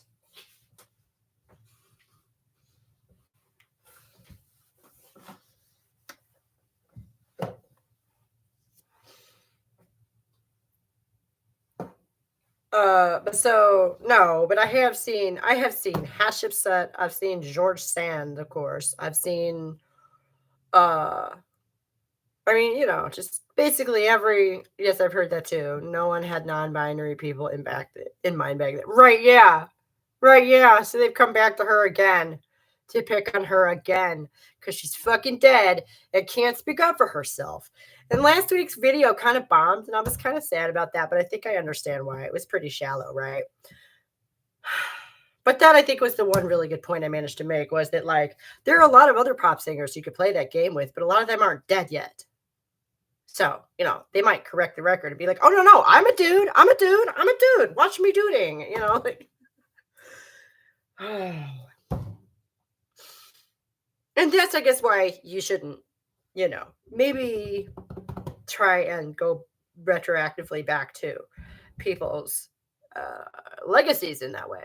Is because you can't ask them. That's the kind of thing you really listen to trans people, right? Like you're supposed to ask people. You're literally supposed to ask people their pronouns when you're introduced to them. If they're going back and talking about what pronouns these people, would have used who died hundreds of years ago, it doesn't make any sense, even within their own metrics. It's not non-binary in our present-day sense, but medieval Christianity did conceive of what scholar Rhonda McDaniels has termed a metagender. It's complicated, probably, because they couldn't have homosexuals. They don't need to. There's plenty of pop singers claiming non-binary as is. Right. But like going back the way he did with Kurt Cobain. Sometimes even if they dress according to the stereotypes, they associate it with their birth sex as well. Yeah, metagender makes it right. No, like these things are complicated. Unless you subscribe to a worldview like Manisha is her name, not Misha. I got her name wrong in this week's video, and I apologize about that, I guess. I mean, anyway, Manisha, which like this woman who's spouting all this masculine rhetoric is called mannish. Like really? Here's a joke I couldn't make in the video. But anyway, if you subscribe to a sort of worldview, your simplistic conservative worldview, man, woman, baby, make good society for God sort of thing, then like everything else that falls outside of that, which is quite a bit of stuff, come to find, wouldn't you know it, strangely enough, has to be accounted for somehow. If you're not going to just take these people out and leave them on the side of on the hillside to die. Like I've seen some NATO woman calling themselves a femme non-binary, which like, so you were assigned a feminine gender role and you perform it, but it's bad to call yourself a woman because reason. Yeah, which takes me back to my Jesse Gender video from a couple of weeks ago, because hierarchies. Nobody wants to be lower in the pecking order than you have to be. See, she's romanticizing a past era of how men used to be. The problem is it never existed. Right. Yeah. And that part of her video upset me so much. I was like, wait, can I even do this? I'm just going to be like screaming spittle at the camera. Like, you're seriously going to sit here and tell us that back in the day, all men had to take responsibility for all pregnancies they helped create because society said so? Well, Victorian workhouses would beg to differ. What the fuck? For real, some conservatives in the 1950s probably would confuse a woman for a man if she got a haircut. Right, yeah. I hate the romanticization so much. But yeah, there's also this confusion of like the gender roles used to be very, very strict to the point where like somebody pointed this out last week. There's that line in that old Bob Seger song, somebody teasing him about, hey, is that a woman or a man? Because he has long hair. Like they're not actually confused over whether or not he's a woman or a man, but like just the idea of a man with long hair used to be enough to fuck with somebody over. Forget putting on a dress. Just the stuff my neighbors told me about how men used to treat them sounds horrific. Yeah. There never has been a golden era of history where men were strong and responsible for all their actions. No. That would be the age of heroes. We know that's not real. Right? Isn't that like Like from ancient Greek myth or something. That's like the time of the gods and shit. Like those are myths. Okay, and I'm gonna repeat my thing about ideals, which is like an ideal is not an attainable state. That's the whole point of an ideal. It is like that point on the horizon that you orient yourself towards, right? So it keeps you oriented in the right direction. That's what an ideal is. It's not something you're ever going to attain. It's not achievable. Perfection is not a real thing.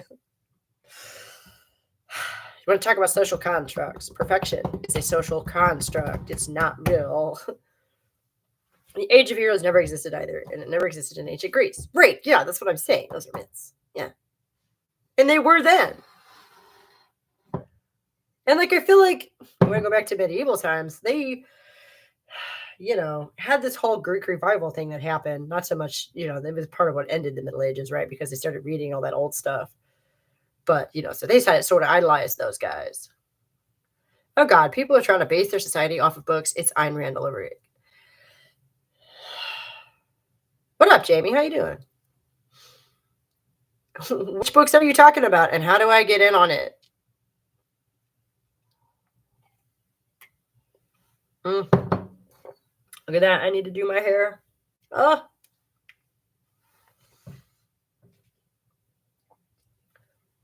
Like it's Ayn Rand right now. Okay. We're living in that world right now, which is terrifying.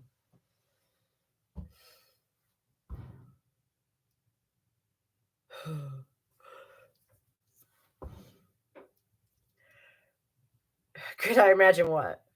50 years later, there's people making TikToks about the cocoa lifestyle. Yeah, but hopefully not TikToks,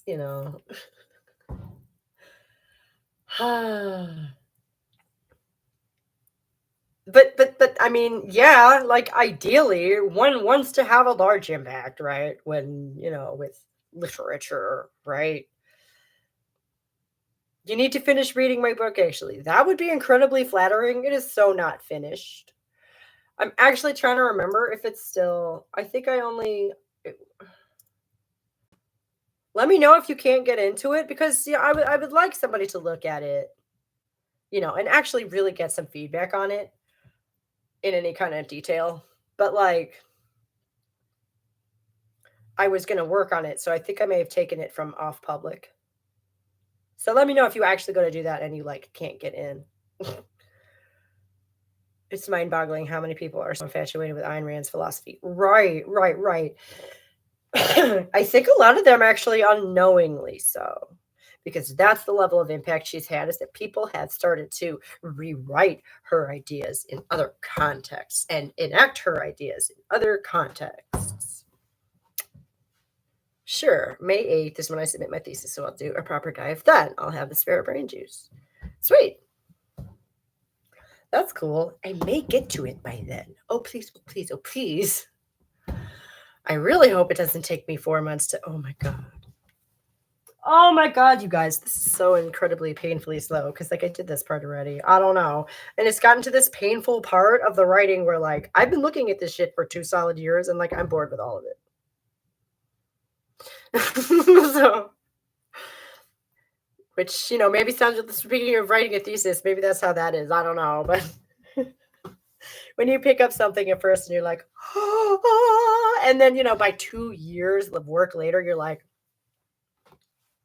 okay, what was I doing again? Like,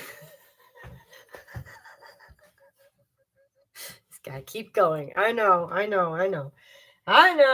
And it's just been really disheartening the last month. Like I say, everybody's been home a lot. It wasn't just those 2 weeks. We had other snow days and stuff.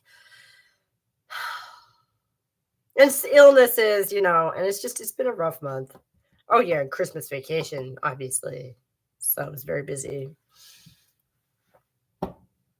And things need to quiet down again for a little while. And then I'll get back to it. It's just, like I say, I've been staring down the same scene for a month. And at this point, I'm like,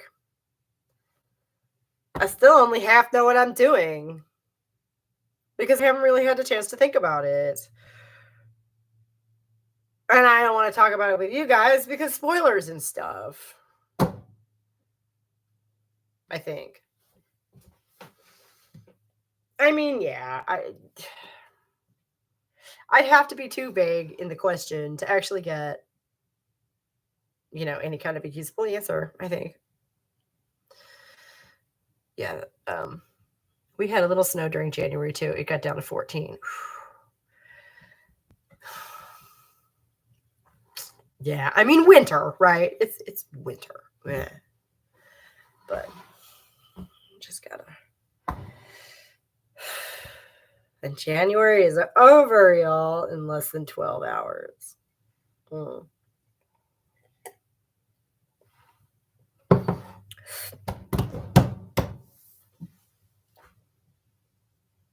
14 is really cold for there. It's really cold for here too. This is Tennessee, okay? And I am from Cleveland. It gets cold there every year. They get snow there every year. And we I was teasing the kids because they don't know old snow. Right? Old snow, that thing where it's been there for days and weeks. More than 12 hours for us here.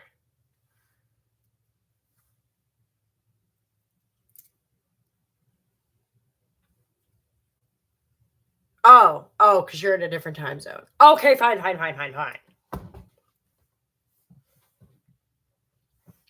Whatever. January is very nearly over. I respect your pedantry, sir. Even if it is a little aggravating right now.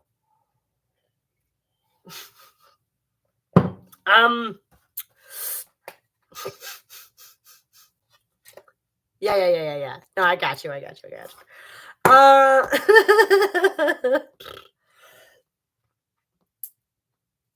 I still have to go at the hour because I have other stuff to do. The cold snap is over, thank goodness. Yeah, for now. I was talking to a guy who's lived here for years, and he was like, "Yeah, that was just the first cold." Blah blah blah blah blah. And I'm like, "This is a pattern of which I was unaware." Great. He's like, "Yeah, it doesn't usually snow in January here. It usually snows in February." I'm like, "Okay." So we're expecting more. That's what you're saying, yeah. And the forecast for tomorrow and Friday is good, so that's bad because it means a longer winter, 6 more weeks of winter, whatever you want to say. Happy Imbolc, everybody. And Groundhog Day. No one actually cares about Groundhog Day, do they? But that's what it is. That's what it really is. The story for Imbolc is the same story, but it makes so much more sense because, the hag of winter is out on a sunny day collecting firewood for a long winter, and that's why there's a longer winter after that. And I'm like, that makes so much more sense than a rodent being scared of its shadow. What is wrong with American myth folklore? What? What is with the rodent? I don't know. I haven't figured out how that made that leap yet. Watch, it's probably going to be the Christians, right? It'll be the Catholic Church. I don't know.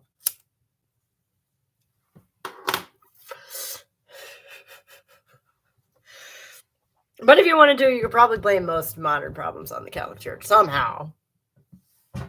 Especially when it comes to folklore and how mixed up that all is. I love American folklore, Appalachian type shit. That's exactly what I'm talking about. Punxsutawney Phil is in Punxsutawney, Pennsylvania.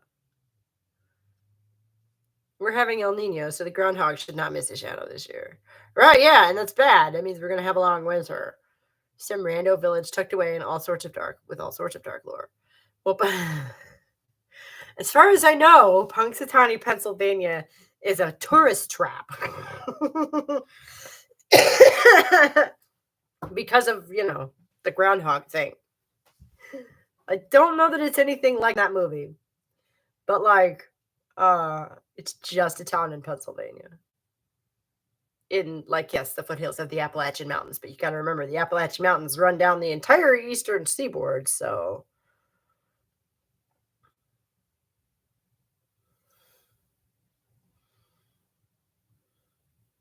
I should not see his shadow this year. Okay, I was just looking at the forecast for here, and it's supposed to be nice tomorrow and Friday here. But Punxsutawney Phil lives in Pennsylvania, as we've established. So I don't know. I guess his mileage may vary, and we will see.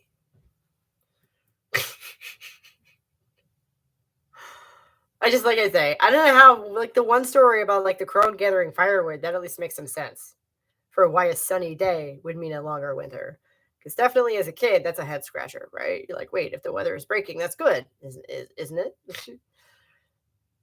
Yes, I've been to the Appalachians in New Hampshire. Right, yeah. They run all the way up.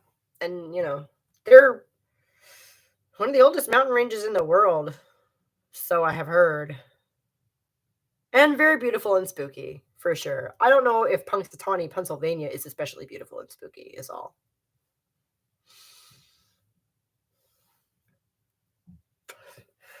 Oh, but you want to hear some spooky stories? Disappearances on the Appalachian Trail? Ooh. Sometimes that stuff gets really spooky. Or like right near here is Smoky Mountain National Park. Lots of disappearances up in there. Lots of well-fed bears, I wager. If they're much older than the Cascades. Right. The mountains out west are baby mountains compared to the mountains back east here.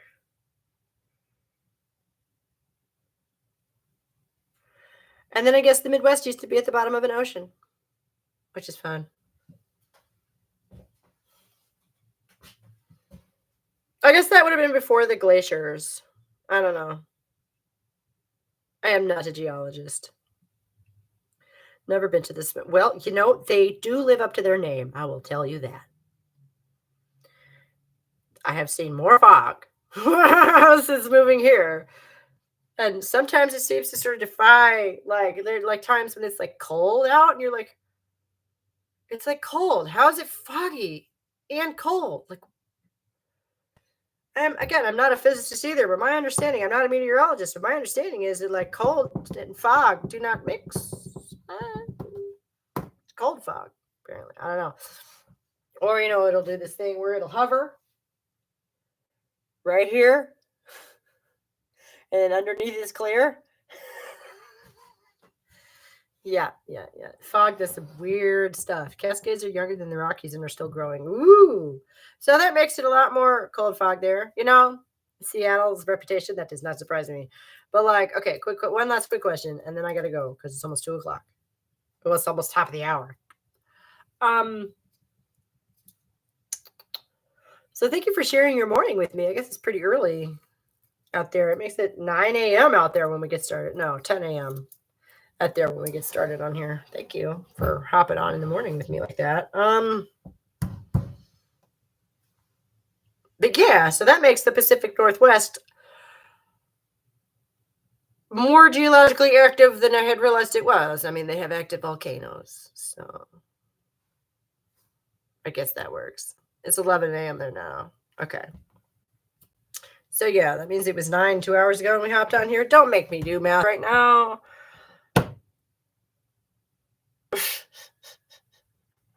Or ever, ideally, but certainly not right now because I obviously do not have the brain for it.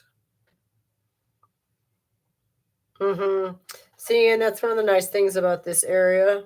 And I think that we've had an influx of people from the West Coast recently move to this area. And I think that's part of why it's not just the cost of living is like half, but also it's pretty geologically stable here.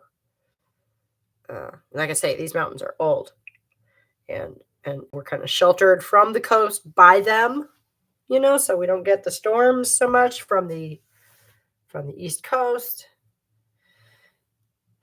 And you have seasons, but they're not so much that they might kill you usually. So yeah, I think that's getting West Coast backlash. Yeah, essentially. That's funny because like 30 years ago, everybody moved out there or to the Pacific South or to the Southwest.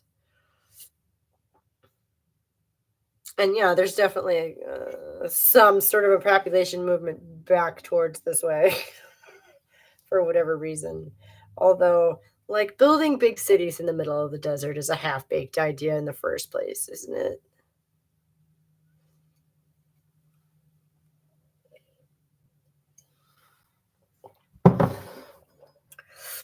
I don't care how technologically advanced you are, unless you can make an effective water desalinator and live off ocean water. Like, there's only so much fresh water on Earth.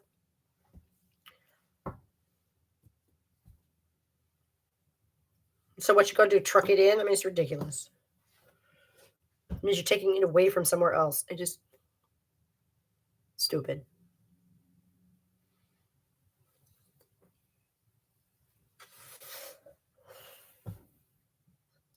California has become very crowded and expensive.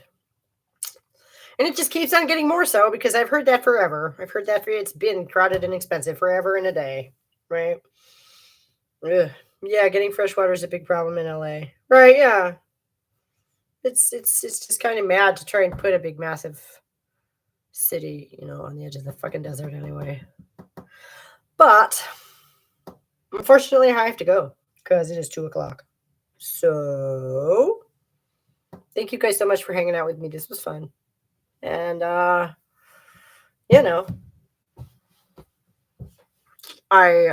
guess it's water from the Colorado River, which can only get so much. Yeah, that seems like a problem.